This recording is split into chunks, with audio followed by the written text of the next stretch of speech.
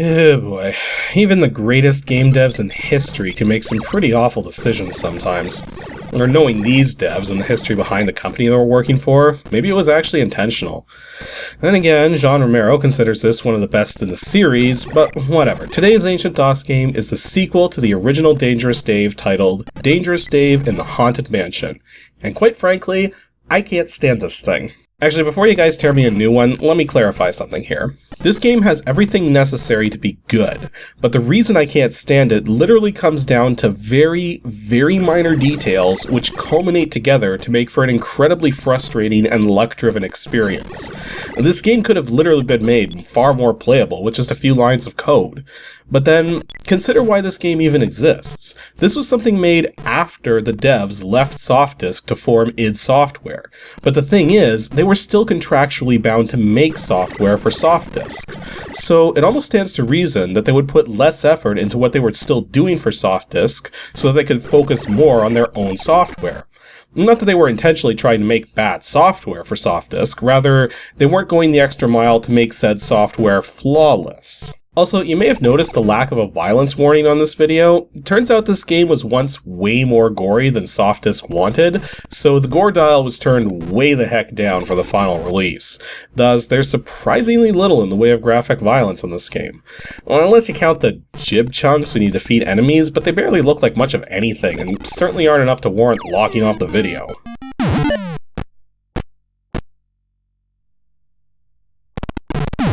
Dangerous Dave in the Haunted Mansion was developed by id Software and published through Softdisk's bi-monthly Gamer Edge subscription service back in 1991, and it's a one-player run-and-gun platformer.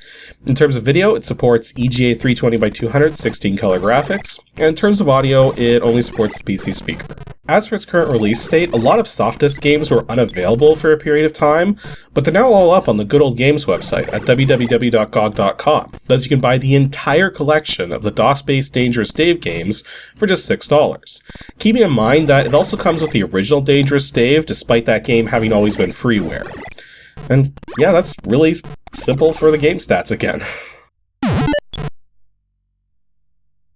The story for this game is pretty minimal. Basically, Dave's little brother Delbert decided to go exploring a haunted mansion and hasn't been seen since, so Dave's going in to find his brother while fending off the undead hordes in the process. Naturally, seeing as Dave's going up against ghosts and zombies and other abominations, he's brought with him one of the best tools you could ever have at your side for dealing with the supernatural. A freaking shotgun. Actually, I get the impression this was Romero's favorite part of developing this game, was the shotgun mechanics. Now, unlike most video games up to this point in time, where bullets would show up as actual projectiles moving through the air, Dave's shotgun pretty much behaves like a real gun. You don't see the bullets because the bullets move fast, as in as fast as they're supposed to. If you aim at something and you pull the trigger, you instantly hit your target. Period. Dave also has infinite ammo, but just like a real shotgun, the shells go in one at a time, so you'll frequently have to take your hands off the control so that Dave can spend some time reloading. Well, this mechanic does slow the game down, but does add a semblance of realism too, and it's done in such a way that you're not stuck reloading. You can interrupt the reloading process anytime you want. It's been done perfectly.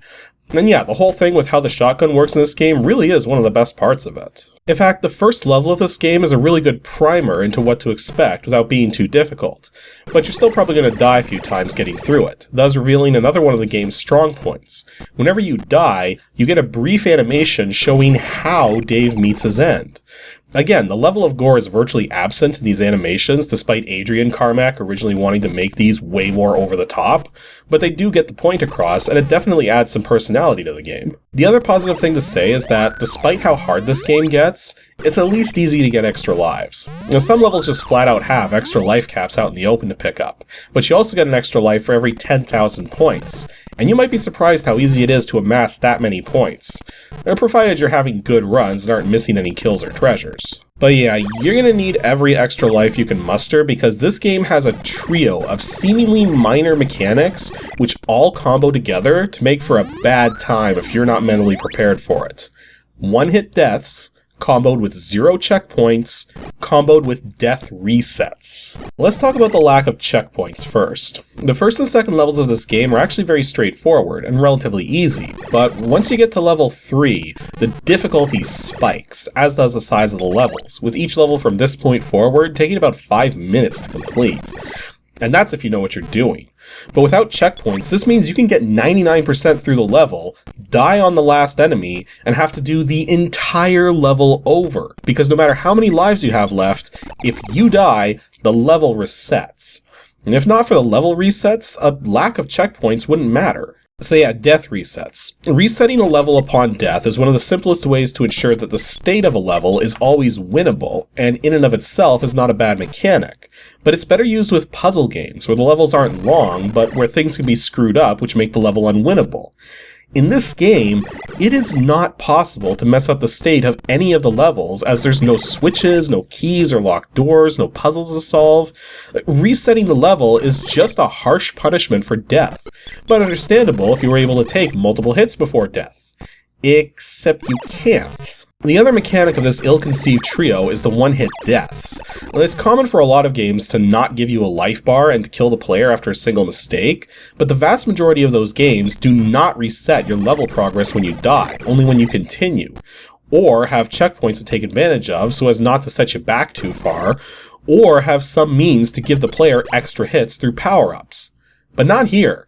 Because of the combination of one-hit deaths with no checkpoints and resetting levels upon death, this means in order to beat any level in this game requires a flawless run. A single mistake means doing the whole thing over. Again, this game gets super difficult from level 3 onward, and there's absolutely some random chance thrown into all of this. Most of the enemies are predictable and follow a pretty basic pattern of movement and attack, but there's one very important exception. Slimes. The slimes are difficult to hit, move very fast and erratically, and are nearly impossible to predict. Plus, depending on where they move, it's very possible for them to end up in places they weren't intended to be, and you can thus end up getting assaulted by them within just a few frames of them coming on screen, way before you can react. And even if you could react that fast, Dave doesn't move fast enough to be able to dodge out of the way.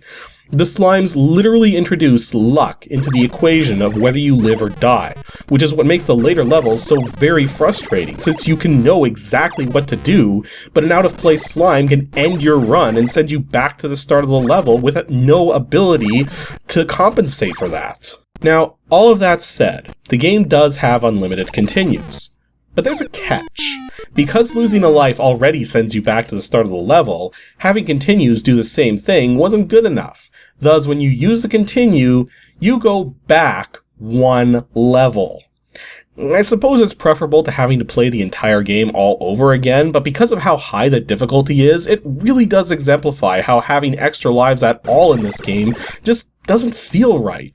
But then, it's hard to blame the devs for that one. This was still the early 90s, and extra live mechanics were being just thrown into everything, whether they belonged or not, just because it was a thing to do. Ultimately though, I had enough of it.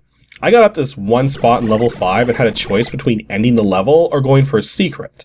Well, naturally, I went for the secret, only to discover enemies going nuts because of invalid positioning and getting killed by them because I couldn't figure out what was going on. I literally spent 2 hours trying to beat this level, and yet only made it up top about 3 times. And I tried to take the secret path all 3 times so I could see what it led to, only to die all 3 times. So eventually, I got so fed up, I just turned on God mode, which you do by holding G and pressing F12, not the other way around. The difficulty never eases up either. Even though I wasn't playing levels 6 and 7 legit, they absolutely look to be super difficult. As it stands, there's only 8 levels in total, 6 normal levels and 2 boss levels. The first boss is sort of hulking monster which fires bouncy energy orbs. It's actually not too bad to deal with. Just get behind it at floor level when it starts moving away from an edge of the screen, and the bouncing orbs will almost never reach you. The last boss is a sort of that, and isn't all that bad either. It fires hands at you, which are easy to shoot down, and occasionally launches a 4-way fireball attack. Just keep your distance and aim up at it, and you're good. Overall, I very much prefer the original Dangerous Dave to this sequel. The original was all about clever platforming, outwitting enemy patterns, finding secrets, and flying around with a jetpack. Dangerous Dave in the Haunted Mansion is about getting to use a proper shotgun. That's basically it. Again, the game's not bad, just very frustrating.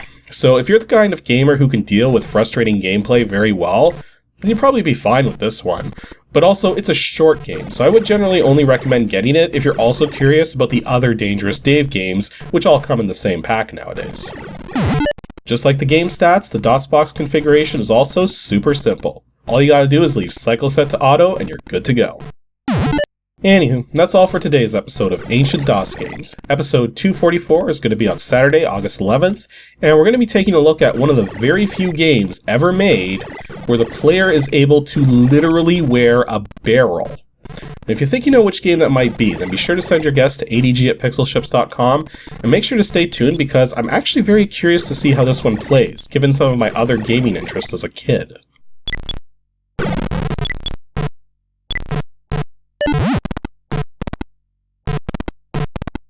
Thanks for watching, everyone, and special thanks to everyone supporting me on Patreon. Here's a small random set of you guys.